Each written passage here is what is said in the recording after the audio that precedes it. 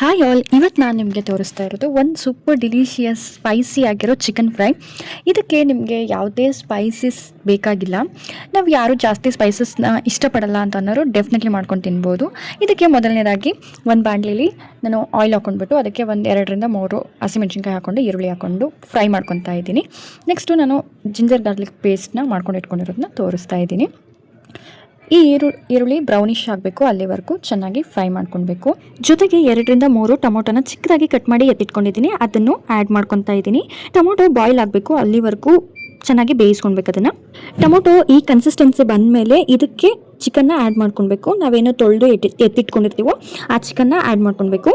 Grind ಮಾಡಿ ಎತ್ತಿಟ್ಕೊಂಡಿರೋ ginger garlic ಪೇಸ್ಟ್ನ add ಮಾಡ್ಕೊತಾ ಇದ್ದೀನಿ. ರುಚಿಗೆ ಬೇಕಾದಷ್ಟು ಉಪ್ಪನ್ನ ಹಾಕೋತಾ ಇದ್ದೀನಿ. ಒಂದು ಚಿಕ್ಕ ಸ್ಪೂನಲ್ಲಿ ಅರಿಶಿನ, ಬೇಕಾದ ಕ್ವಾಂಟಿಟಿಲಿ ಸ್ವಲ್ಪ ನೀರನ್ನ ಆ್ಯಡ್ ಮಾಡ್ಕೊಂಡಿದ್ದೀನಿ ಬಿಕಾಸ್ ಗ್ರೇವಿ ಆಗಲಿಕ್ಕೆ.